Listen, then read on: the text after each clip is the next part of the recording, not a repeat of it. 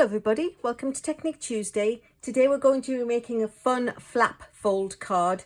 It's a little bit reminiscent, it certainly uses the same cards and papers as the 3-bar gatefold that we made a little while ago. For those of you who subscribe to my channel, it's the 3 bars and they just interlock on each other.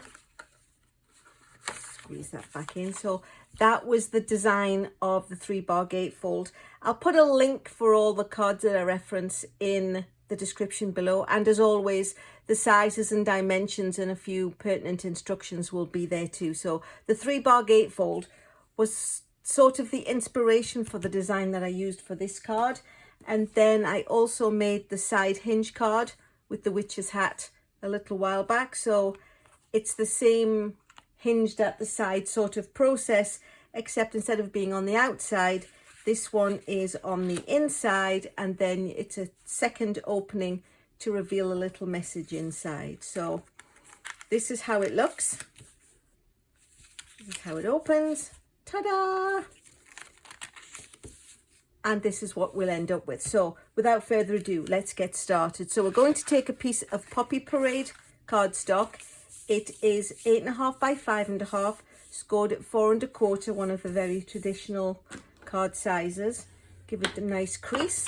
There is a piece of designer series paper and a piece of basic white paper, both the same size. They are 4 by 5 1/4. The designer series paper is the Rings of Love, and it coordinates with the Ringed with Nature stamp set that we're going to be using. There is a little piece of Crumb Cake, which is 5 by 1.5. It's scored at 4 1/4, and then it has the banner notch put in. And then we have a little basic white circle, scalloped circle, cut with the circle dies. These are the circle dies that I used. I used the, let me see, I wrote it down actually, because, you know, I'm never going to remember all these directions without it written down. The 2 3/4 inch plain circle is what we're going to cut the hole in the front with, and this is the 2.5 scalloped circle, and they just nestle conveniently inside each other, as you will see on the sample and the card we're going to make when we get there. So what we need to do is we need to take the 2 3/4 inch circle and cut a hole through both layers. We're going to cut through the designer series paper and the cardstock. So you put the circle down, run it through your die cutting machine, and it cuts both out. Or if you don't have dies but you've got punches, go ahead and do the same with that. And then conveniently, here's one I made earlier where I'd already run it through the machine. So when you put the die on, run it through the machine, this is what you get. You get the circle cut and the designer series paper cut, and because you cut them both at the same time, you know, when you layer them back, it's going to be even all the way around. So just let me pop those out the way so they don't get misplaced. The circle of the designer series paper we don't need, so you can keep that for a different project, but the red circle we do, and this is the one that the scalloped circle I had previously cut nestles onto nicely. So to build the card, actually, I think we'll go ahead and do the stamping first. So we're going to take the Ringed with Nature stamp set. It's the polymer stamps. So those of you who are familiar with them, you know, you just peel it off the cellophane that it comes on, put it onto the acrylic block. And then I'm going to be using Evening Evergreen ink. And this says, well, that one actually says Love and Work. That's the inside stamp. We'll do that last. Let's just do the Thinking of You. So tap it gently on the ink. And then stamp it on to the circle. Give it a quick wash, and then you can just peel it off and use it for the next stamps. So that's that colour done. Next colour, we're going to use the Poppy Parade, and we're going to stamp the toadstool toppers over in the corner so we can see where they kind of need to be without hanging off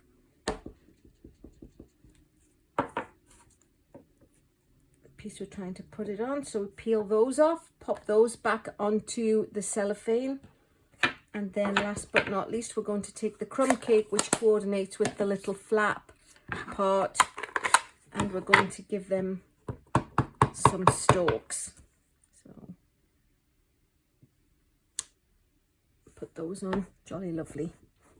And then again, we give them a quick wash. We can peel them off the acrylic block, put that to one side, and then put the stalks back onto the cellophane where they belong. So that's the stamping done. There will be one last little piece of stamping on the inside, but we need to get there first. So cardstock with the circle cut out. What we now need to do is go ahead and attach this on. I found the best way was to put the white inside, not to fasten it in, just put the white inside in, and then it highlights where you can see the edges need to be of the circle. So we're going to line it up. Like I say, having the white underneath highlights where the inside is. That's the front taken care of. The inside piece, we need to fold the crumb cake where we had scored it at from the 5 to the 4 1/4. Give it a good crease with the bone folder, and then we're going to put a little bit of tear and tape on the inside of this piece because it's a moving part and we want to make sure it stays put safely and securely. So tear and tape just on the inside of the little flap, and then what we need to do is make sure that it's centered with the circle. So if we put this here, and bearing in mind it's going to go like this, so if we put it in the middle of the circle, whoops, and bring it across, we know pretty much that is the middle when we attach the circle. And then we're going to fasten it to the opposite side. So now it folds free and clear, and then we just pop the adhesive on the back of here and put it on the inside of the card. And then before we do anything else, oops, now that we know where this is going to be, we can flap that out of the way and put the inside greeting, which is going to be love and warmth. So again, we pop it onto the acrylic block, tap it gently on the ink and put it in the middle. Give it a little wash, peel it off, put it back on its cellophane, and Bob's your uncle, as they say where I come from. And I've actually got an Uncle Bob, so how convenient is that? So the next trick is to slide this through where it needs to be, and then this red circle is going to go on top of this area. So we can see where the circle is going to go round, and we're just going to put adhesive where we know the circle will cover it. I wouldn't go too close to the edge and try and go around, but that should be enough to hold it on. And then we'll pop the circle where it needs to go. And then when you open the card, it's going to be in the right place. And then we're going to put our lovely front greeting on with some dimensionals. Oops. Peel off the backing paper, even the ones that are trying to sacrifice themselves quickly. And then we'll pop that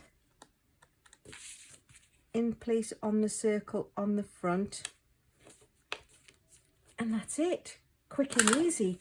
But it's got a nice little surprise element. You open it and it's like, oh.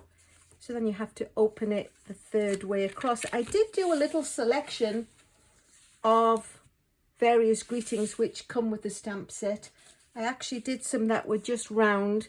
If you were doing with the punch and you didn't have a scalloped punch, for example, you could pop the just for you on, just for you with a brighter green. And the possibilities are endless, of course. That's the fun of stamping, that you can just make what you want to do. But that's the card. Fun flap fold. Thank you so much for watching. If you've liked what you've seen, please feel free to subscribe. I love my subscribers. If you want to know when I've posted a video, go ahead and hit the bell, and that will let you know that at least it's a Tuesday. And if you've liked what you've seen, I love a like. And if you want to ask a question or pass a comment, please do. I try to get back to everyone that passes a comment on my videos. And again, thanks so much for watching.